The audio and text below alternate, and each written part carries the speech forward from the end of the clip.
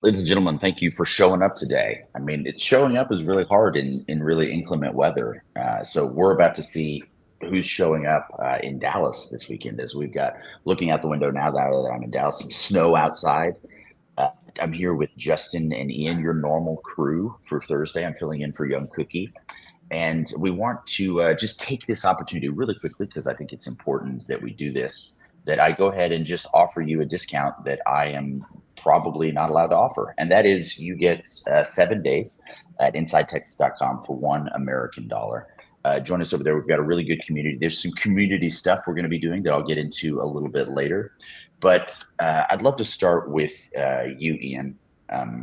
We are very much looking forward to anything that's going to be mailed by you coming in the next few weeks, be it ticking or powder. You have not necessarily taken on a really cheery attitude, which you are famous for this week. You've been a little bit more down. You were called Eeyore earlier this week, which I think was a little bit of a harsh take on that. But where are you? How you doing, Ian? How's your mind? Your mind right? I'm in a good place. I'm ready for this. Okay, great.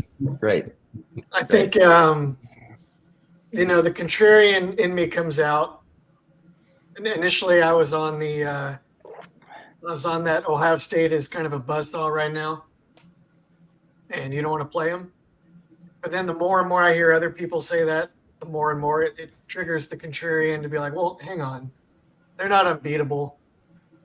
And I think we're going to get a game tomorrow night. I mean, I do too. I think this is, I don't know where you land on this, Justin, but this is a team that seems like the type that would really respond well to being an underdog. You know, they haven't been an underdog since they played in Tuscaloosa. I mean, they have been favored in every game up to this point.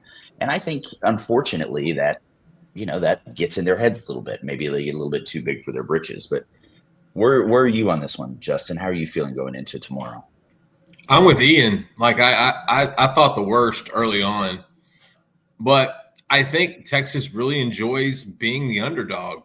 It's a long time since these guys have walked into a fist fight as the underdog, but here we are. And whatever Michigan did to piss Ohio State off, it worked because nobody is playing better football right now in college than Ohio State. That roster is unbelievable, and they're clicking on all five cylinders. And I say five because fifth time might be the charm for Will Howard. I know he's hanging that 0-4 in his room on his calendar, but I still can't get past Ohio State. They're doing a little bit of everything right now. They are a buzzsaw. They're clicking, and they've got four guys that catch the ball that can do that on Sundays. Oh man, I'm so ready for the game. After last night's live, I am really ready for the game. Talking to Drew, talking to Joe, talking to Charlie. It's going to be fun. I think it's going to be a fist fight, but I do think Texas really is relishing this underdog role. Like you walk around the facilities and they're playing what these pundits are saying. Like, you're not going to lose. You're going to get throttled. You're going to get destroyed. They're playing that. And I'm telling you right now, I think Sark is using this masterfully. And I think the fact that it feels like a full circle homecoming for Quinn in Dallas at the Cotton Bowl. Man, I'm with you guys. I'm not Ian Unabomber style, but I am ready for the game.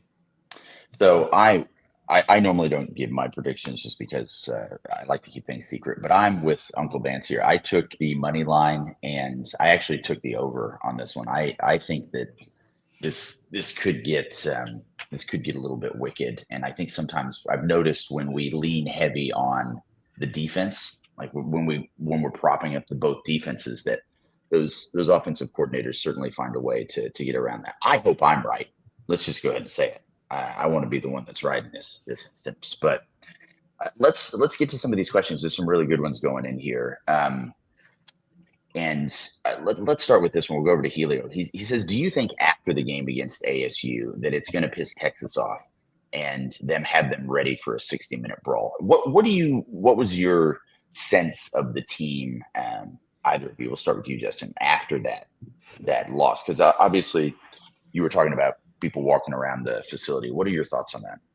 Yeah, I don't think Texas was pissed off at all after the Arizona State win. I think Sark does a really good job of compartmentalizing every weekend, every game, every matchup, every opportunity to go 1-0.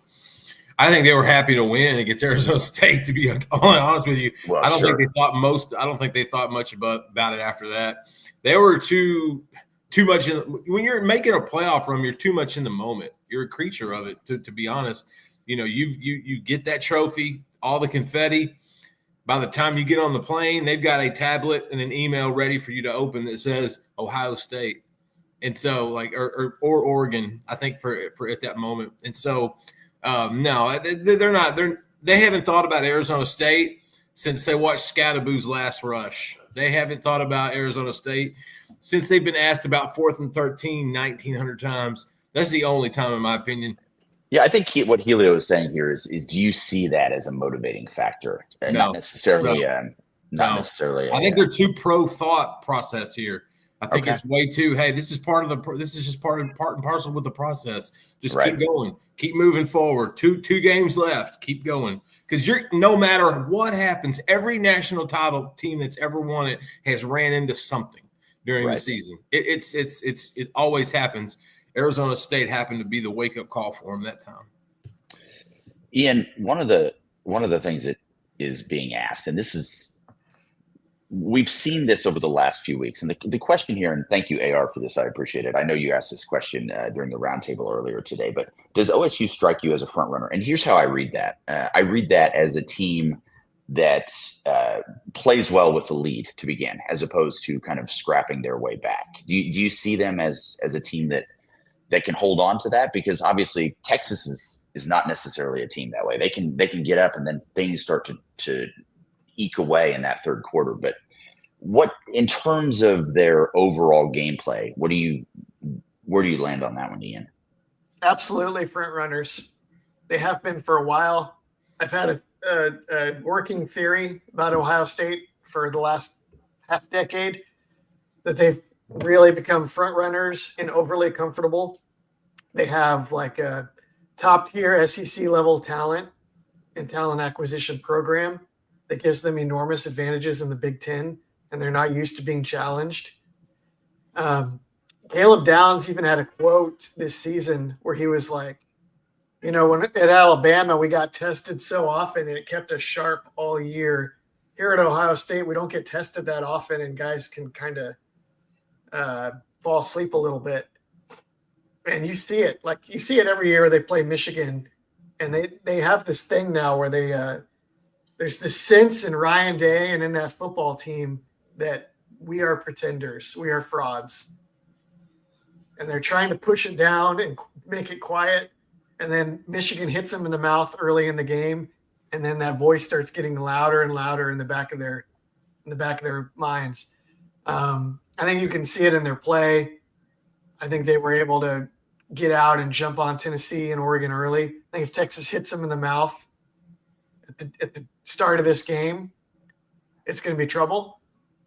I don't think Ohio State's going to quit, but I just don't know if they're built for the championship rounds, so to speak. And maybe, I apologize, AR, if I read your original question wrong, but this is a good reframing of it. Does OSU strike you as a front runner? And what he's saying there, has OSU ever had, at least in the last 3 weeks, to provide that plan B to make major adjustments? Because they've kind of rolled both teams in this playoff.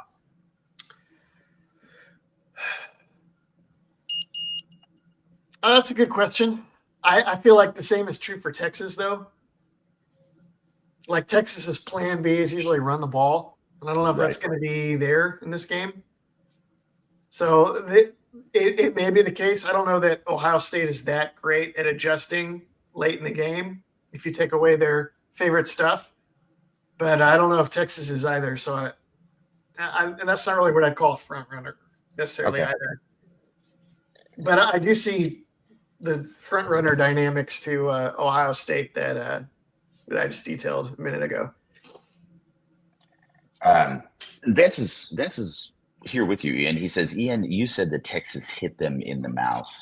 Michigan was the only team where they hit someone in the mouth. And yeah, that's exactly what Ian is saying. This is Texas needs to repeat the formula of bullying the bully and go in there and make sure that they understand they're not a team that's going to bend over backwards to accommodate their path to a championship.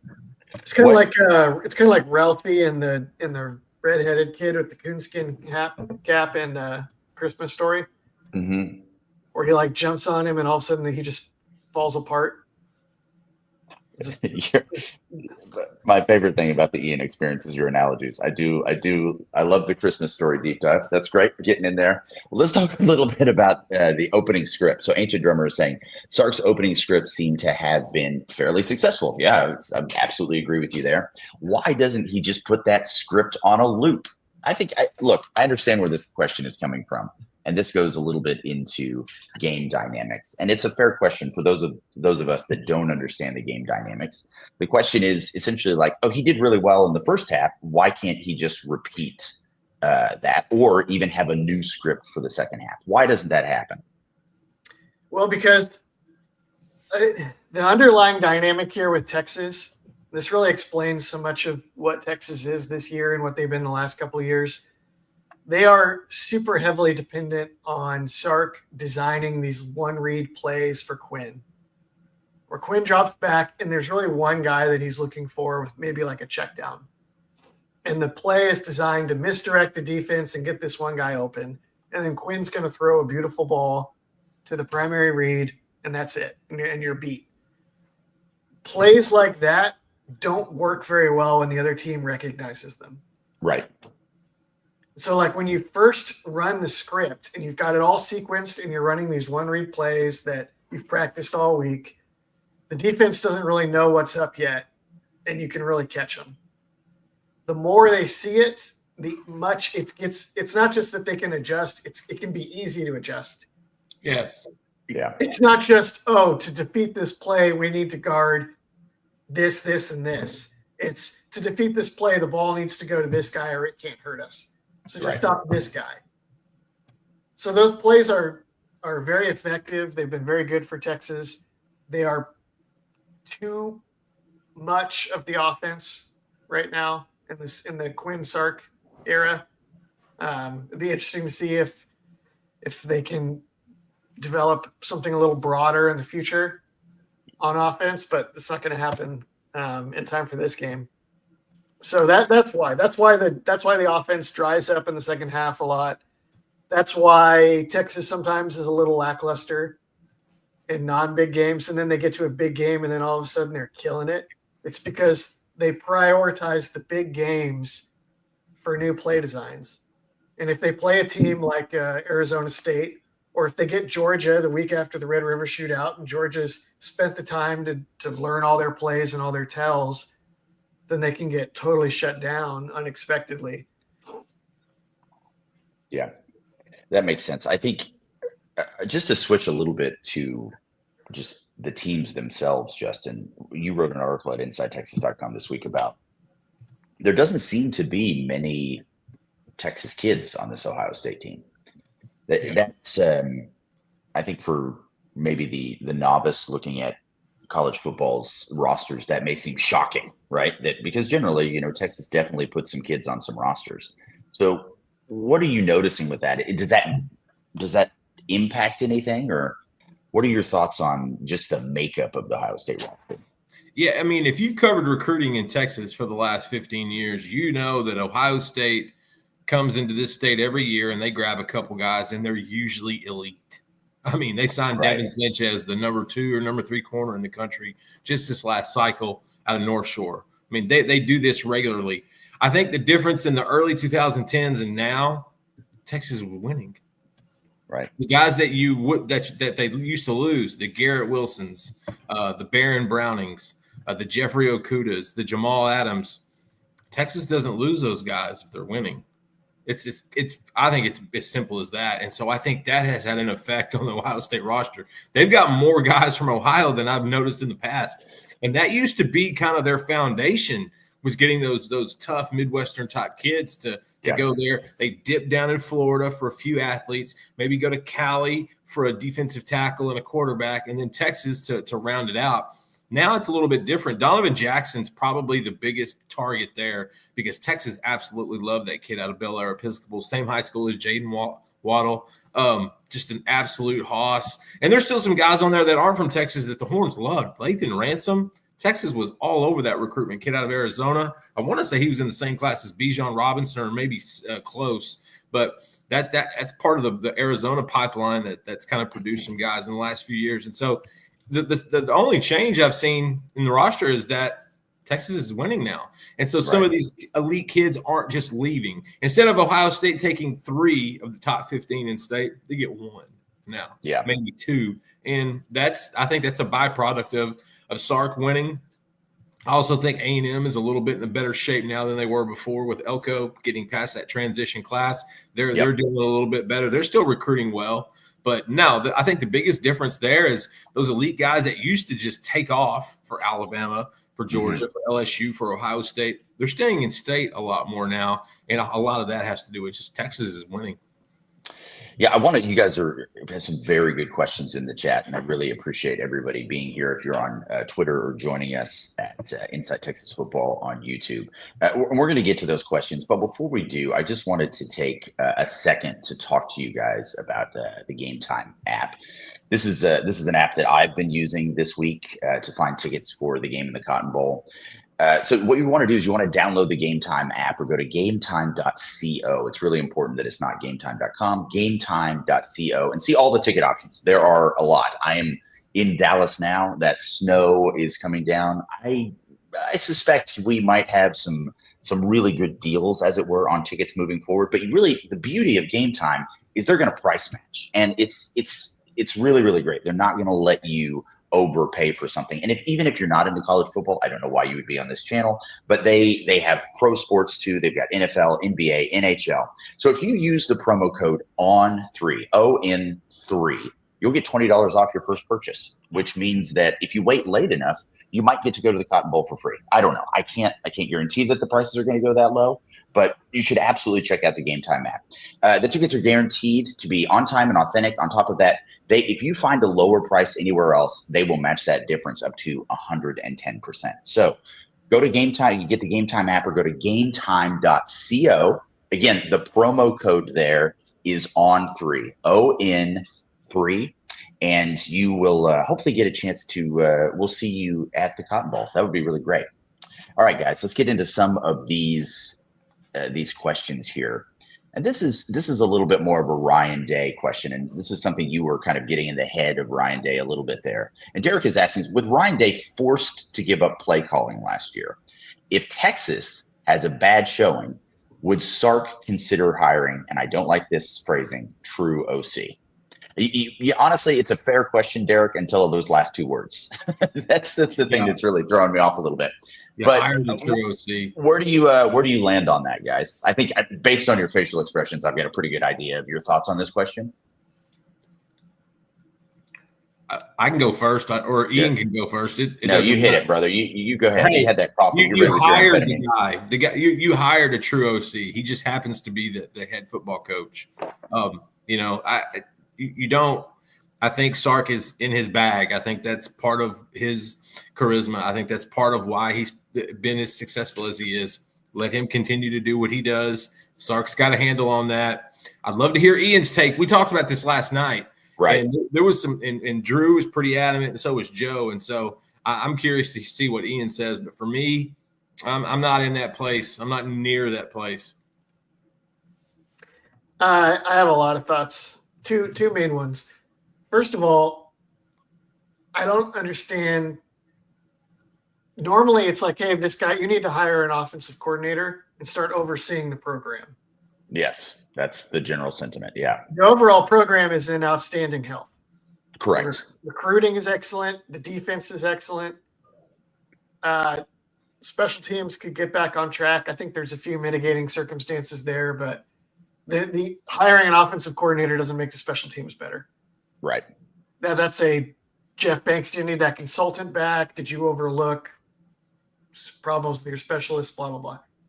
So your the way that this helps Texas is if you hire an offensive coordinator who's a better play caller than Steve Sarkisian, right? Okay. Yeah. How many? Let's just. What are the numbers there? How many? That guy arguably does not exist. That's fair. Yeah. Okay. So that whole thing is doesn't make a lot of sense.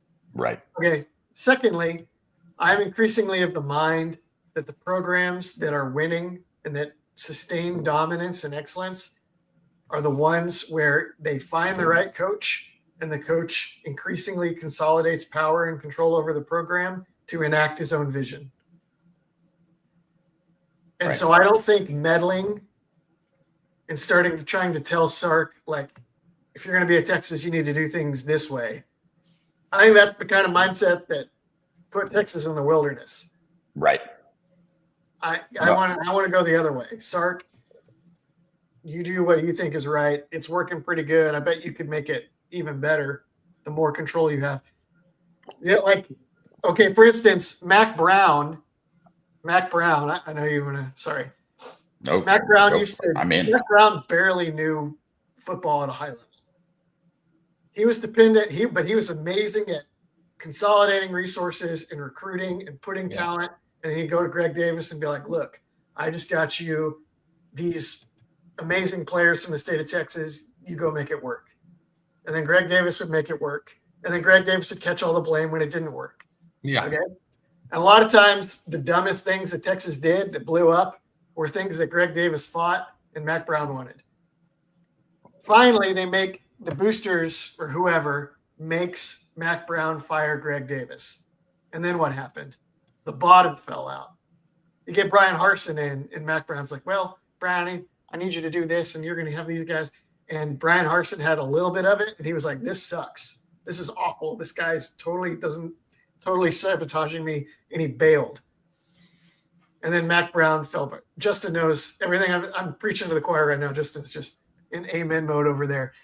I think you are running a tremendous risk if you tried to meddle with Sark like that. Also, if you tell Sark that, he might just be like, "Hey, guess what?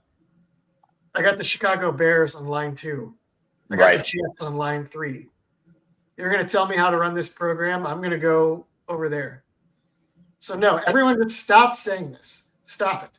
Well, it's also, I think the thing here is this is what college sports is, right? We've talked about this throughout this season. College sports, specifically football, is an opinion-driven sport. We do not have the empirical setup for the playoff system. There's still opinions on who's better, who's not. There's a ranking system. And the other thing that happens that makes college football so unique, and the thing that I love about it, is it changes every year. The matriculation of the kids, the roster turnover, everything changes every year. That's why it exists in the psyche of the fan that there's always next year. But what comes with that is some major long-term memory loss, right? We forget about the desert we were in for a long period of time, even though that was not more than 2 years ago. And when something even slightly goes awry in the middle of this amazing build that Sark is doing, we start to think maybe we need to change things. Maybe some things need to shift. It's been the consistency of Sark in his staff and his approach that has got us to this point. And altering something like that, not only does it make sense from a who do you hire perspective, but it also just doesn't make sense from the way that he has structured the program moving forward. I want to talk. There's a question in here specifically about the defense, and I want to get to this. This is coming from, based on the pronoun they're using here, I'm going to go ahead and assume an Ohio State person, and they've got it looks like a marijuana leaf on their hat. So we are the best defense you guys have seen all year long. It's not even close. Now, again, he's pro medicine. I will say that sometimes I get a little litigious on this. I think it might actually be close. I don't think it's night and day different than some of the defenses we've played. But I would also say that, yeah, they're probably the best defense we're going to see this year. Is that a fair assessment, Ian? No, I would take Georgia. You'd still take Georgia over front. Michigan. Georgia has a better front. Georgia State might have a better secondary. Georgia's got a better front. Okay. All right. Yeah, I like Georgia a little better. I think it's close between those two. I have noted that I think that the Texas offense versus the Ohio State defense is actually the matchup that scares me the worst in this game for Texas. So I'm not trying to throw shade at Ohio State, but I think that that's wildly disrespectful to Georgia. So I also don't think it's throwing shade. I think it's a pretty objective opinion based on how things have played out. Go ahead. Let's not forget these two teams have played the same team this year. Yeah, so but that's a transitive property, Justin. It is, but it's got to be a data point. Yeah, and on certain defenses. No, I will buy it as a data point. Yeah, okay. I'll give you that. Yeah, so to Ohio State, Michigan might have been the best defense they faced so far this year. And so you can look at it from different sides of the spectrum, man. This thing is a lot more loose than you think. I think Ohio State's playing the best football in the sport right now. But buddy, you gotta play it on the field. On paper, they match up pretty well. When you look at first downs, when you look at yardage, when you look at turnover, they actually match up pretty well. It just so happens that the Buckeyes are clicking at the absolute best time. Guess what? Arizona State was clicking at the absolute best time. There just happens to be a lot more NFL potential guys across the field this Friday. Oh, yeah. And, to go back to our friend Tyler here that's joining us as an OSU fan. By the way, we really appreciate that. If you're on Twitter or if you're on YouTube, however you're joining us and you're on the opponent's side, we love it. We had some really great conversations with some Georgia fans, some ASU fans, get the opportunity to meet some of them and at least where they're coming from. So I really do appreciate Tyler throwing in some of those questions. And I certainly also appreciate, Tyler, your confidence. It's warranted. After what you guys have put together these last 3 weeks. It's a very different approach that Ohio State is taking and clearly a wildly effective one. Let's talk a little bit. Again, I want to stay on the defense because this is Ohio State's defense specifically. This is another known commodity. Texas fans know who Will Howard is. We are familiar with Will Howard, but we also have, some familiarity with Jim Knowles. And the take here is Jim Knowles is one of the best defensive coordinators Texas has faced all year. I think we'll see a lot of plays to attack the edge off tackle. So, and that is certainly where, if you look at their defensive line, there being Ohio State's, where their strengths are, is going to be on that outside there. So what are your thoughts on this, Ian? That's not where I want to get after Ohio State. Really? So, no, I think he's saying that Ohio State is going to attack from the edge, I think. Oh, yeah, they will. Okay. Yes, they will. I don't think Texas wants to go there without misdirection. Right. They have big, long defensive ends, and their safeties run the alley really hard and fast, and their linebackers are fast. So it's not like you can beat their linebackers around the edge. It's not what Michigan – well, Michigan went off tackle, but from mega sets. Yeah. Right. Texas has that in the bag, which they could, I guess. It's probably not, but they could. That might be interesting, but otherwise, I don't want to attack them conventionally. Yeah. And speaking of those edges and kind of bringing that out, we've talked a little bit about how they're employing Caleb Downs as almost like a middle linebacker rover in certain instances. Does that dominance? Maybe not dominance, but that excellence that they have on the edge there, does that allow for Downs to do that, to kind of play that rover, or is it just purely his athleticism and the way they've schemed the secondary?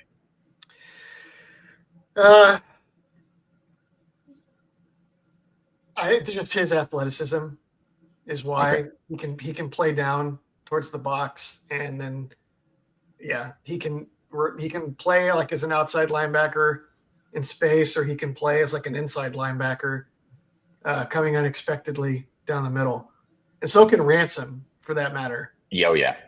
So it's the linebacker deal. They have.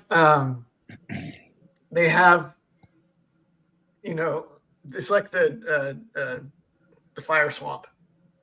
Just like people, we're into William Golding's The Princess Bride now, for those of you playing at home in Ian's references. Just rodents of unusual size at every position in the middle of the field. Big, right. Heavy, fast safeties, edge-sized inside linebackers that run like safeties. They're all it's fraught with peril. Yes. So this is a question, and Tyler, I really want you to pay attention here, because I know that you don't believe in the transitive property, and you think Michigan seems to be a fluke every year. If you are a reader at InsideTexas.com, you will understand that why I'm teeing up this question for Ian is so pleasurable for me. Ian, would the Michigan game plan work against Ohio State with our personnel, with our talent? Well, this could be asking two things, and I think both are. The answer is maybe yes, which is, would the Texas offensive game plan against Michigan work against Ohio State? To which I would say, okay. Well, I would say maybe. That's like the right track. Well, it's the right track, but can we execute that? Throw the ball around, misdirection, play action RPOs. I think that's the right track on offense. Probably he's asking, can Texas use Michigan's offensive or defensive strategies against Ohio State? Texas should copy the Michigan defensive strategy. I hope they will. We'll find out. And just run that, which is the Michigan defensive strategy is just double Egbuka, double Smith, and make them run the ball. Yeah. So you got like Tyler complaining. He's like, I saw the all-22. The reason Ohio State lost to Michigan is because they just ran into a brick wall. The reason they ran into a brick wall is because Michigan was doubling their receivers and playing back and said, we don't think you're man enough to run the ball on a light box. And guess what? Ohio State wasn't man enough to run the ball. They took the bait. They took the bait, and they couldn't do it 4 years in a row. Texas should absolutely do that. I don't know if they can do it as well as Michigan, but if they get even close, that gives you a great chance to win the game. They scored 10 points against Michigan. Right. Well, let's talk a little bit about executing that offense. It is conditional on the run game, and what Gaddis is asking here, and I think this is a fair question. Why are we so quick to condemn the run game? And I don't necessarily think we're condemning the run game. We are simply highlighting the data sets that we have seen up to this point, and certainly the fact that we're running a lot of outside zone. And let's face it, Ohio State is really good. They're outside good. They're built to stop that. Yeah. I don't necessarily think we're condemning it. I do think that we're being objective about the fact that one of the things that we sometimes do really well is going to go against one of the things that they consistently do very well. And I think that's where the challenge lies. But are we condemning the run game, Ian? Well, I don't know if it's very good. Like the Texas run game is, I just don't know if it's very good. It just has to be serviceable, in my opinion. I mean, because look what they did against, we begged Texas for a run game after the first Georgia game because Kirby Smart figured out in the fifth play, Texas is not going to run the ball. So they just pinned their ears back and blitzed the entire time and got pressure on the quarterback the entire time. So we thought before the SEC championship, Texas is going to run the ball. They're going to make Kirby honest. What they do? They threw the ball 7 of the first 9 plays of the game. I think we're going to see what they're good at, what they're good with, what they're good for. I wouldn't be surprised if we come out and see the same thing. I think they feel like they can get these corners at Ohio State. I think that they feel like there's some matchups there that they can win. You just have to be serviceable in the run game. You just have to be good enough to keep that safety from playing 400 yards back. You've got to keep, and the fun thing about them, and Ian said this earlier, their safeties are great against the run. They're actually really good. That's good. So let's see if you can make them honest. Tell them to creep up. That's a good thing. Tell them to creep up. You don't have to be run dominant. You just have to be good enough to run in certain packages, certain times of the game. I think often the fans get upset, and we talked about this last night about how Sark claims to be all gas, no brakes, but then usually when they go up 2 or 3 scores, the governor comes through and the emergency brake gets ripped, and all of a sudden they go into neutral with your transmission hanging on the highway. That's why I think that the run game, because there's not been as many explosives. Somebody asked last night, what's one guy from last year's team you would take, or 2 guys? Jonathan Brooks and Jonathan Brooks. This is a completely different team. You want to run the ball effectively, you have a Jonathan Brooks. This team, this running back room has faced injuries more than any other position in the program the last 2 years. It's been bad. You just have to be serviceable because I think everything else is going to click in the right pattern. One of the things that you alluded to earlier this week, Ian, is that the Big 12 has trained us for what it is that we may need to do to win this game. And specifically what you were talking about was those short to intermediary passes. Will the 4-yard passes, will those quick releases, will that serve us well in this game? Yes. Yeah, I think you want to create. So like Michigan controlled the game by pounding Ohio State with fullback lead runs for like 3 yards at a time. If you can do that with quick 4-yard passes, you do it. That's kind of hard to do, especially when your offense is more like shot play heavy, like Texas' offense. Vertical. But it's possible, and they should try it. And like Justin's saying, like you got to mix in the run. Texas wants to run the ball, I don't know, 20, 25 times in this game, but they don't need those 20 to 25 to drive the offense. Yeah. They just need them to not be for negative plays, to get 2 yards when you need 1, and to make sure that Ohio State can't pin their ears back, like Justin was saying, and start teeing off on Quinn.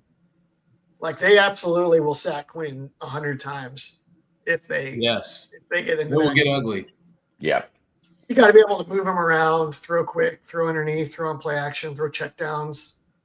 Well, and that kind of leads into Just a Dude's question here. So he says, Ian, are OSU linebackers fast enough to keep up with our backs in the passing game? The answer is yes. Yes. Yeah. They're very good athletes. They also, because their safeties drop down from different angles. Yeah. Downs is basically a middle linebacker in some cases. Exactly. Yeah.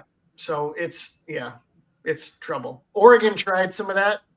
It's good. It's very good that they played Oregon before they played Texas, because Sark can watch that and what Oregon tried to do and how much it did not work.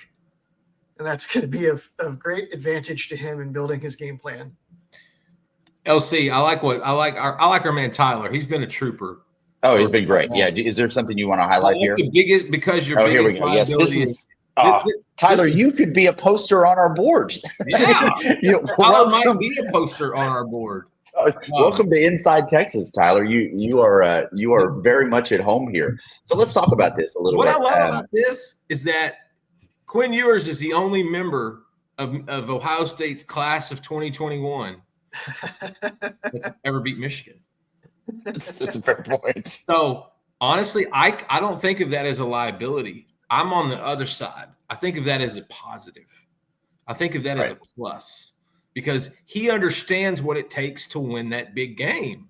Like, he was only there for 3 weeks, and he still understands how to beat that team up north so much more than any player on this roster the last 4 years.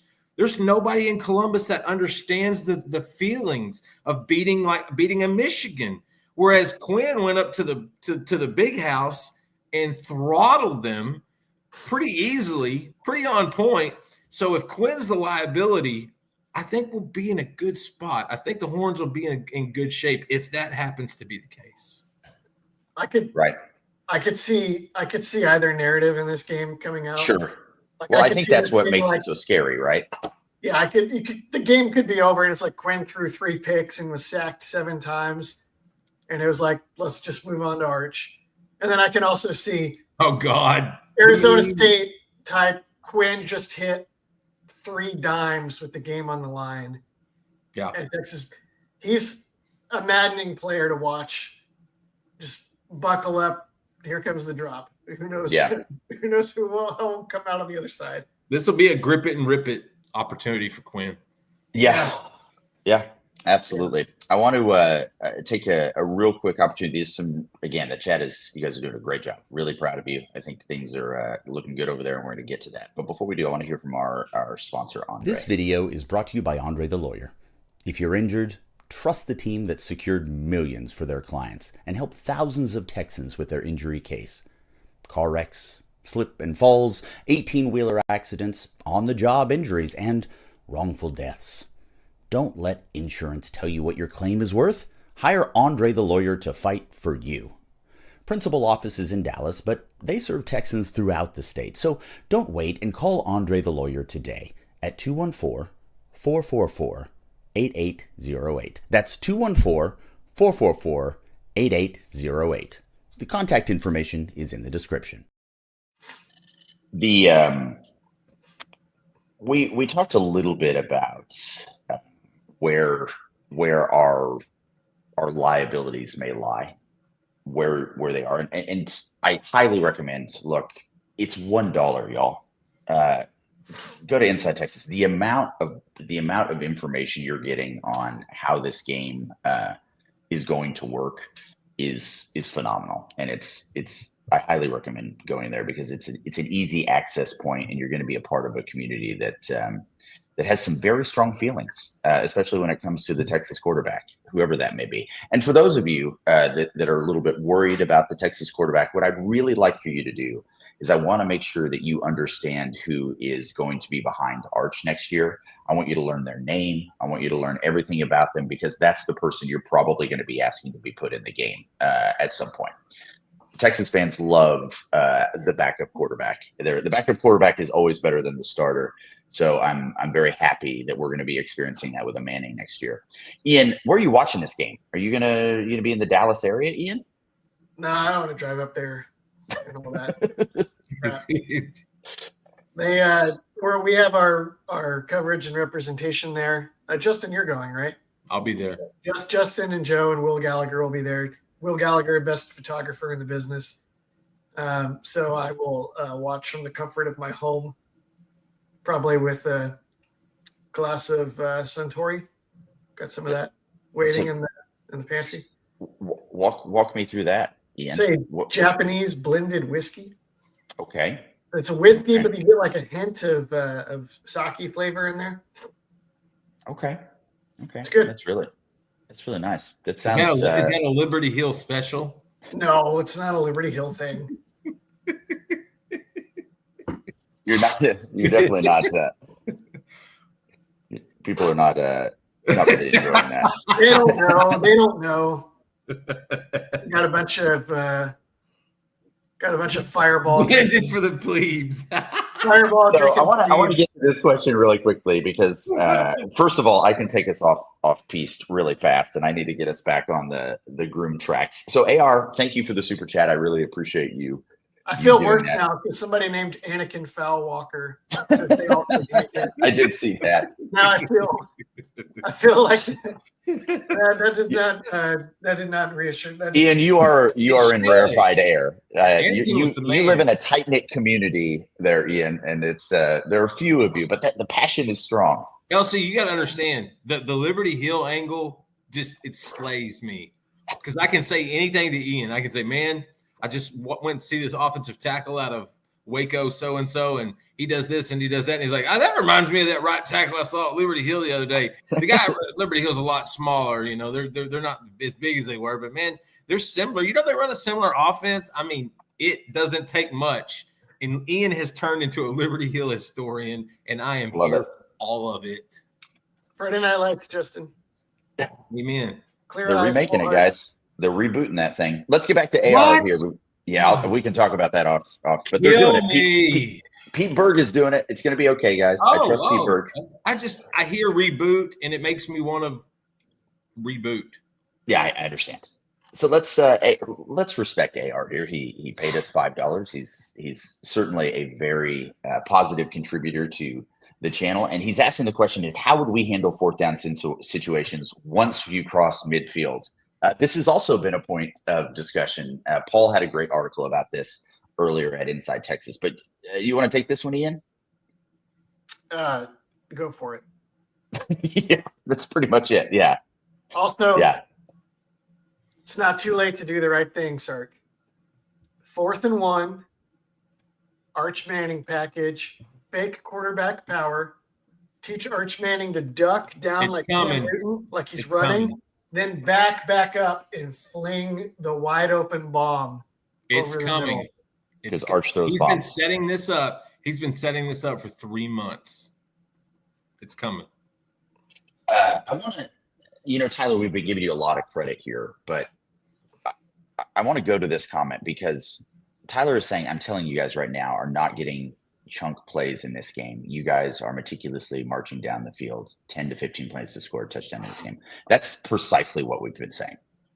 Well, I think they want to score like a couple touchdowns on big plays. Yeah. And then the other drives, the 10 to 15 is asking a lot.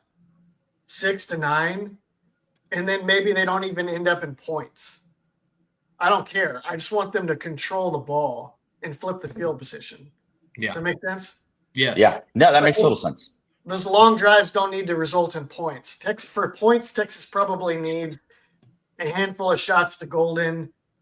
The Isaiah Bond screen where it's like, oh, Isaiah Bond is healthy. There he goes. Or the Jaden Blue version of the same thing. So. I think Ian, you do need to be held accountable here because Anakin Foulwalker says, I defended Ian and I get flamed for the name. And that's fair, Anakin. You were definitely on his side. You were in the minority that was defending Ian on this take. And Ian let you have it, which is wildly inappropriate. So I hope you two meet in a dark alley somewhere and it just gets absolutely it gets crazy. Because this is an underlying issue. This is an underlying issue of Ian's disdain with the new Star Wars flicks. That's what this has to do with. It has nothing to do with Anakin. It has nothing to do with Foulwalker. This has to do with, and that's another argument for another show because I will lose it on this kid if we start talking about that. I will just say of all the people I'd be unafraid to meet in a dark alley, anyone that's a fan of the new Star Wars movies, you can see them coming from down the alley. Their blue hair shines in the moonlight, and you know what's coming, and you're fine. Oh man, what is so as we move through all this, and again, if you have any questions, go ahead and bring those in here with us. But I want to just take a second and reflect on where we are, because I think this sometimes when we're in the middle of it, it gets a little bit, we can become blinded to it. But we are late in the season. We are coming up on January 10th, and the University of Texas is playing meaningful football. I think we forget sometimes that if we were a 2-loss team 2 years ago, we would be playing in a bowl somewhere, and that would have been fine. It would have been great. Some of our players would have sat out because they needed to protect themselves for the draft. So it's a different thing. And I think it's important that as we move forward, that we realize that this is great. I mean, we're in a really great spot right now to have this level of competition, to have these two classic helmets going against each other. I think it's something that I am a massive fan and a massive proponent of the college football playoff for. Ian, what is making you smile? Just the comments. It's great. Okay, good. I don't even know what you're talking about right now. No, I figured as much. Yeah, that makes a lot of sense. Let's talk about our kicking game really quickly. Bert Auburn won't be kicking this game, right? Like, I'd rather go on 4th down and attempt anything longer than 40. We did talk about that a little bit, UT. Once we get past the midfield, the game plan could change pretty drastically from what you may have seen prior to this game. So this is, again, we're sticking out with Bert here. So Bert beat out Will Stone. Is it nerve thing for Bert? Is he beating Stone out by a hair? Do you know that one, Justin? Actually, I don't know exactly. I just know that in practice, Auburn was better last year. I know that he had more experience. Look, Ian said something profound about Bert Auburn earlier this year. Bert Auburn doesn't miss when it doesn't matter. Like, that guy's nails. Right. For just the basic field goal, the basic setup, Bert Auburn generally drains it. It's when something's on the line that it could get a little hairy. Will Stone's got the big boot. That's why he handles the kickoffs. But that's something we want to dive into a little bit more, that we're going to have to this spring, because this subject's going to come up quite a bit in the spring. I think they've handled the punter part of it. They've got to do something with the kicking as well. I don't know if the competition was that close. I just remember Bert Auburn was the older guy. He was the incumbent. He'd had a pretty good track record. Auburn may have gotten a little bit worse this year. I don't remember him being like this last year, or definitely wasn't the year before. And so I don't think it was anything of a competition as much as Auburn was just the better kicker in practice. He had more experience. And, it's one of those things with a kicker, and it's almost like going to the bullpen. You're going to go with who you've seen do it over and over in practice, who you've actually seen do it in the games. Auburn has. Oh my God. That just, for those of you listening at home, you're not getting that one on the podcast. That's why you need to like and subscribe to the Inside Texas YouTube channel. Man just slayed me. Sure did. I'm going to give you credit for that one. That was absolute gold. Well done, sir. You are going to heaven. Yes, that you just punched your ticket right there with that comment, Sandman. Well done. Really appreciate it. In fact, it's so good that it totally threw me off. I forgot my next question. Dude, I'm still flustered. The referenced is a big fan and supporter of Texas football, and probably possibly a reader of Inside Texas. So no, he's definitely a reader of Inside Texas. Oh, absolutely. We love that guy at Inside Texas, but that was funny. So this this thought has come back to me a little bit here, and I was curious what you guys think about this. And we alluded to this earlier, that Texas has not really been an underdog in terms of their expectations this year. Yeah, and I think what I'm curious to see is I want to see what a Steve Sarkisian looks like on the Sandman. On the damn it. This is so good.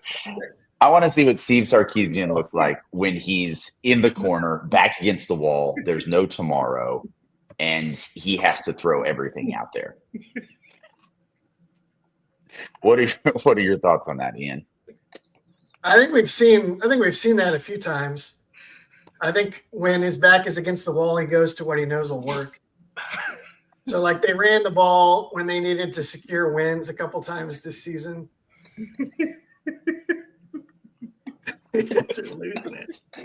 I'm so sorry. I flew into Dallas last night. Met with the editor of Inside Texas. It was a late night, and okay. I totally agree with you, Ian. That was a really good take. I think the ending of the Arizona State game should be reassuring. That Sark and Quinn, they didn't have the run game. They knew what was going on. They had the right answer. They were dialed in. Ohio State's a lot better than Arizona State, so there is that caveat. But I do love this self-own here by Tyler. It says, I don't know, buddy, you might want to find one because you might be burning your couch or punching your TV. I just love that that's the natural response, is that we're going to burn some furniture. That's a Midwest thing. We're going to burn some furniture. We're going to overturn some cars. I got to tell you, Tyler, I don't know if you're aware of this or not, but the reputation of Ohio State fans in Columbus is pretty bleak. Having been there and watched the game myself, it's a bit rough. You guys are great in the wild. When you are away from your Mordor, you guys are fantastic people. But something shifts in your head the second you guys get in that town, and it's not very humane. All right, guys, we're gonna wrap this up. I really appreciate everybody being here. We are going to be have our pregame starting an hour before kickoff. We hope you will join us there. Go ahead and check out the content this week. I said this earlier in the roundtable today that both Ian and Paul's shows with Homer were really fantastic and letting you understand a little bit about certainly what the tendencies are, what Texas needs to do in this game, and it'll also give you a firm understanding of why we've come to the conclusions we've come to. But is there anything that you guys want to close with? This might be this might be a good opportunity to get your final thoughts in, Justin. I was